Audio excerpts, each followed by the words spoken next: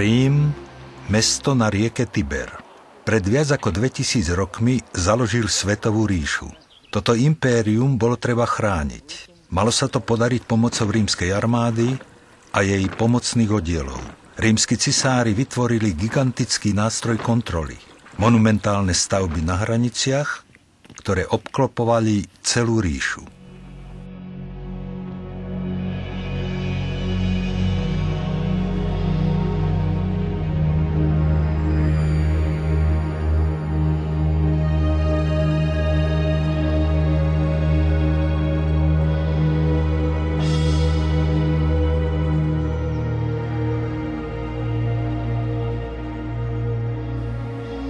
V 2. storočí po Kristovi zahrňala Rímska ríša rozsiahle územia v Európe, na Blízkom východe a v Severnej Afrike.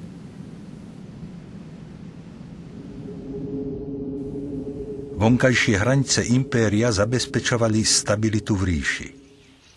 Tvorili súčasne kontaktné zóny rôznych kultúr.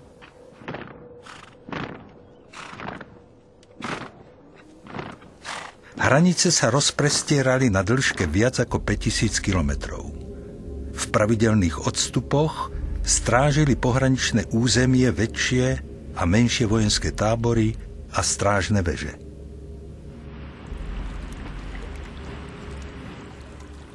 Rieky, drevené palisády, kamenné múry alebo zemné valy tvorili súvislé prekážky.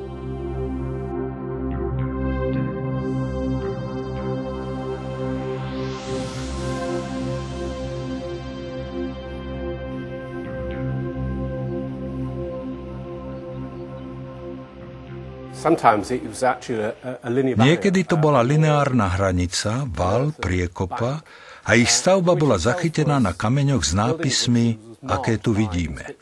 Tieto tu vypovedajú o stavbe Antonínovho valu. Dnes sú niekdajšie rímske pohraničné stavby spoločným dedičstvom 3 kontinentov a univerzálnym významom pre ľudstvo.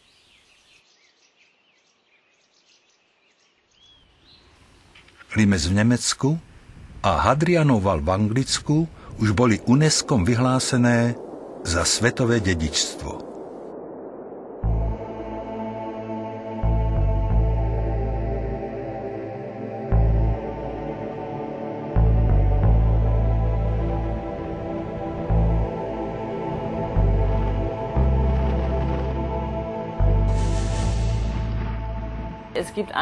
Existuje vlastne iba jeden jediný objekt na zozname svetového dedičstva, ktorý je s týmto porovnateľný. Je to Veľký čínsky múr. To znamená také dlhé pohraničné opevnenie, ktorého hodnota bola Komisiou pre svetové dedičstvo ihneď uznaná. Neboli teda žiadne problémy s uznaním Hadrianovho valu. Hranice Rímskej ríše majú úžasnú kultúrnu hodnotu. Slúžili nielen na ochranu jednej z najväčších civilizácií ľudstva, boli tiež majstrovským dielom plánovania a architektúry. No predovšetkým boli miestom, na ktorom sa stretávali rozličné myšlienky, spoločenstvá a náboženstvá. V nasledujúcich rokoch by mohli byť vyhlásené za svetové dedičstvo ďalšie časti rímskych hraníc, ako Antonínov val, Dunajský limes alebo limes na Ríne. Najzaujímavejším procesom bolo v poslednom čase vytvorenie nového svetového kultúrneho dedičstva hraníc Rímskej ríše. Mnohé miesta svetového dedičstva, a na svete ich je viac ako 800, sú o samote stojace monumenty. Čo sa teraz vytvára, je celkom nový koncept. Medzinárodné, multinárodné svetové dedičstvo, ktoré prechádza viacerými krajinami a ktoré je svetovým dedičstvom hranice Rímskej ríše. Je to dedičstvo, ktoré musí chrániť celá ľudská spoločnosť a musí tiež urobiť všetko preto, aby toto neobyčajné dedičstvo ľudstva odovzdala ďalším generáciám. V tejto súvislosti majú pre nás miesta prekračujúce hranice to jest priamo spolu súvisiace, respektíve tie miesta, ktoré sú transnacionálne, mimoriadny význam, pretože krajiny sú nútené spolupracovať.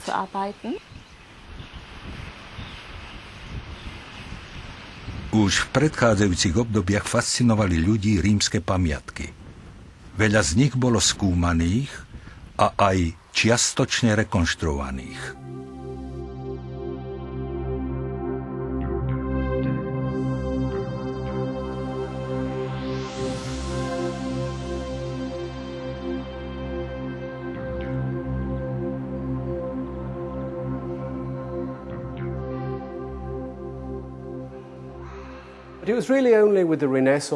Až v renesancii u nás v 15. storočí si ľudia opäť začali všímať rímske hranice a zmieňovať sa o nich. Veľká éra záznamov a spisov o týchto monumentoch sa však začala až v 17. storočí. Potom prišlo viac návštevníkov, bolo viac záznamov a nakoniec v 19. storočí sa začal archeologický výskum. Rímska vojenská architektúra bola veľmi jednotná a nachádzala sa v celej Rímskej ríši a predovšetkým na hraniciach. Predsa však existovali v staviteľstve regionálne rozdiely.